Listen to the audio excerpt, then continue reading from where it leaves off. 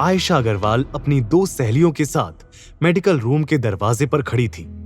College का हर लड़का आयशा का बॉयफ्रेंड बनने का, उसके करीब जाने का, उसे छूने का सपना देखा करता था। देवेन ने उसे ऊपर से नीचे देखा और मुस्कुराते हुए बोला, कोई उल्लू का पट्टा ही तुम जैसी लड़की को एडजस्ट करने को कहेगा, और मैं तो वो बिल्कुल भी नहीं हूं। सर के साथ देवेन की चेस्ट और बाजू पर भी घाव लगे थे, जिसके लिए टोनी ने उसकी शर्ट उतरवाई थी। पर बिना शर्ट के पसीने में चमकती देवेन की बॉडी काफी हॉट लग रही थी। आयशा की नजरें उसकी मोटी मोटी बाजुओं पर जैसे अटक ही गई थी। छूकर देख सकती हो, काटूंगा नहीं। देवेन हल्की सी मुस्कान के साथ फ्लर्ट करते हुए बोला। आयशा ये सुन मुस्कुरा दी और ब्लश करती हुई उसके करीब आने लगी। तभी आयशा की सहेलियां टोनी को बाहर ले गईं और फर्स्ट एड बॉक्स खोलते हुए आयशा ने वो सब करना शुरू कर दिया जो टोनी करने वाला था।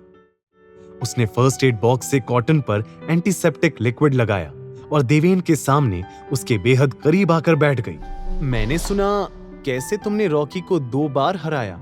ये कहते हुए उसने देवेन के माथे पर लगी चोट को कॉटन से क्लीन किया। देवेन ने दर्द से हल्की सिसकी भरी। आयशा आगे बोली, पर तुम्हें पता है ना, शाह ब्रदर्स उस रॉकी से भी ज्यादा खतरनाक हैं। पर तुम्हारी इस प्रॉब्लम का सलूशन है मेरे पास। ये सुन देवेन ने एकदम से उसकी कलाई को पकड़ लिया और उसकी आंखों में देखते हुए बोला, और वो क्या है? आयशा ने उसके गाल को सहलाया और कहा, तुम्हें मेरा बॉयफ्रेंड बनना पड़ेगा। देवेन की आंखें एकदम से बड़ी हो गईं। उसने आयशा के मुंह से ये सुनने की उम्मीद बिल्कुल नहीं की थी। वो आयशा की बोल्ड पर्सनैलिटी से इंप्रेस हुआ। उसने होठों पर टेढ़ी मुस्कान के साथ पूछा, और ये मेरी प्रॉब्लम का सलूशन कैसे होगा? तुम आयशा की पावर को जानते नहीं हो बेबी। एक बार मेरे होकर तो देखो, तुम्हें खुद ब खुद पता चल जाएगा कि मैं क्या चीज हूं। देवेन ने भी उसे अपने करीब खींचा और कहा, ऑफर है तो बहुत टेम्पटिंग, पर अफसोस मुझे इसे रिजेक्ट करना होगा मिस आयशा। ये सुन आयशा की आंखें हैरानी से फट गईं। उसके चेहरे की मुस्कान गायब हो गई। पर तभी रूम का डोर ओपन हुआ। दरवाजे पर नंदिता को देखकर जहां देवेन थोड़ा शॉक में दिखा, वहीं आयशा बड़े केयरफ्री एटीट्यूड के साथ बोली, नॉक करना नहीं आता? यहाँ प्राइवेट बातें चल रही हैं। देवेन और आयशा को इतना करीब देख नंदिता के चेहरे पर डिस्गस्टेड एक्सप्रेशन दिखाई देने लगे। तो इस सर्कस के लिए टाइम है तुम्हारे पास? ये कहकर वहां से उल्टे पैर वापस चली गई। देवेन ने आयशा को खुद से दूर किया और बिना कुछ बोले नंदिता के पीछे चला गया। ये देख आयशा ने गुस्से में अपनी हील्स को जमीन पर पटका। तभी उसका मोबाइल रिंग करने लगा। कॉल पिक करते ही दूसरी तरफ की बात सुन वो बोली, डोंट वरी, एक बार आयशा ठान ले तो कोई भी लड़का उससे बच नहीं सकता। मैं देवेन को अपना बॉयफ्रेंड बनाकर ही रहूंगी। वहीं बाहर देवेन नंदिता को पुकारता रहा, पर वो वहां से चली गई।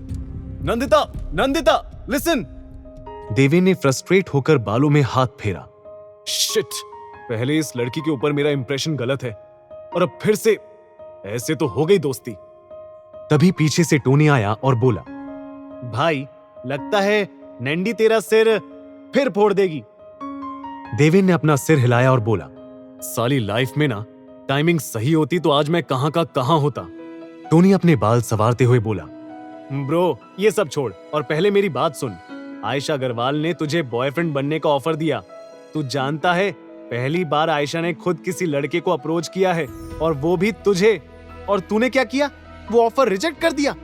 तेरा दिमाग तो ठीक है, आंखें सही है, देख पा रहा है ना? अरे तूने आयशा अग्रवाल को रिजेक्ट कर दिया, कॉलेज की हॉटेस्ट गर्ल को। क्या मैं पूछ सकता हूँ क्यों?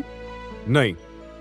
देवेन का जवाब सुन टोनी नाराज दिखा, तो देवेन ने उसके गले में हाथ डाल उसे समझाया, क्या पीनट, तू भी अपनी दोस्त की तरह सोचता कम बोलता ज्यादा है। हाँ मानता हूँ आयशा बहुत हॉट है, पर मुझे बॉयफ्रेंड बनाना जरूर उसके किसी मकसद का हिस्सा है। नहीं तो तू ही सोच, मुझे महादेवी आए 3 दिन नहीं हुए और उसने मुझे प्रपोज कर दिया। टोनी ये सुन सोच में पड़ गया था।